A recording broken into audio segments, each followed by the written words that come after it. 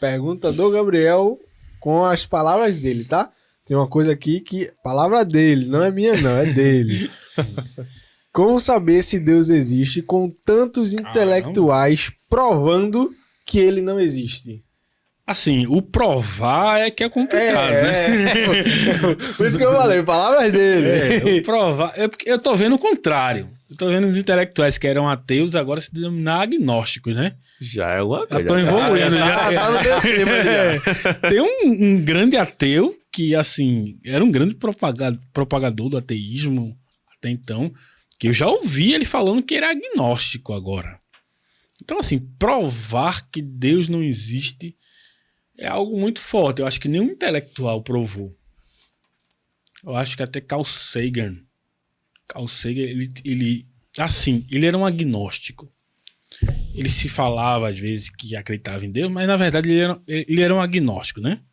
Mas até Carl Sagan, que foi um grande propagador da ciência do universo, ele não tinha certeza da existência ou não de Deus.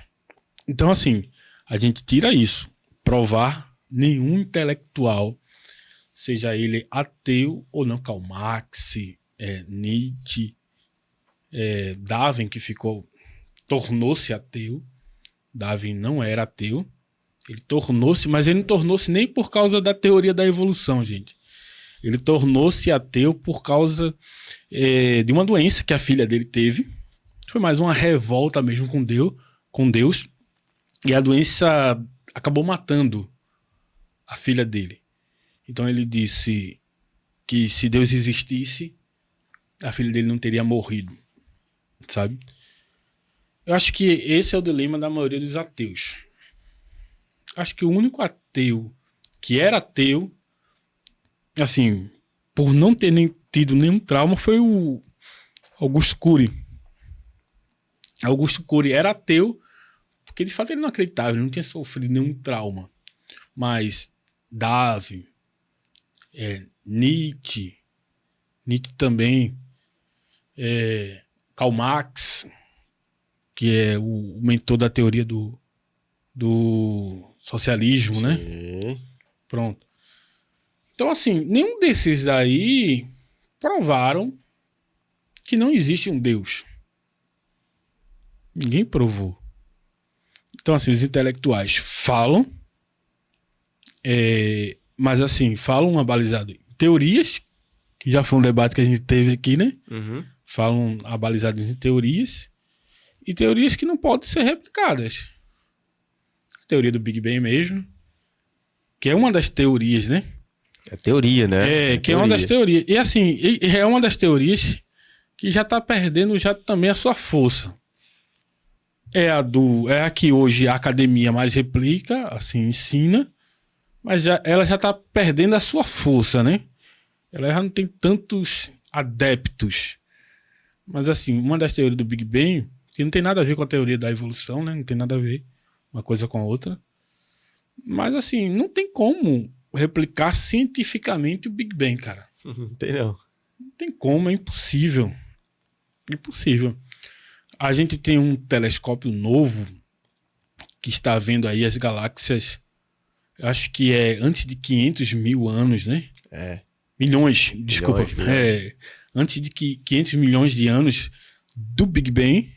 E, tipo, tá de acordo com aquilo que a gente já esperava. Galáxias formadas, velhas, porque ali não era para ter. Galáxias massivas não era para ter. Então, dá a entender que o universo foi criado da forma como ele é. E não que houve uma evolução como se esperava. Que se o Big Bang fosse verdade, ele ia partir do início, onde esse início é singularidade, e pessoas que dizem, não, porque do nada... Não, o Big Bang não fala isso.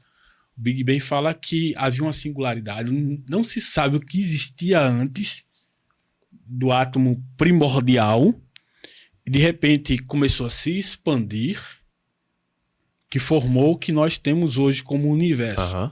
A grande expansão, né? Grande expansão. Que na verdade não foi uma explosão, é uma expansão, né? O nome Big Bang não ajuda muito, ajuda né? não. Big Bang é uma grande explosão, né? Mas na verdade é uma grande expansão. Então, assim, eu não vejo nenhum cientista provando que Deus não existe. E se existir, por favor, me apresente ele, que eu quero conversar com ele. Eu quero conversar com ele. Então, assim, é um debate, sabe? É um debate. Tem como provar que Deus existe? Provar cientificamente, testar? Não. Deus é metafísico, cara. Espiritual. Mas vamos para as evidências. Quem tem mais peso na evidência? A evolução do universo ou a teoria do design inteligente? A gente pega uma coisa interessante, que corrobora até aquela teoria do universo simulado. Corrobora muito essa teoria. O pessoal do universo simulado usa muito essa teoria. A gente pega as radiações cósmicas. Cara, existe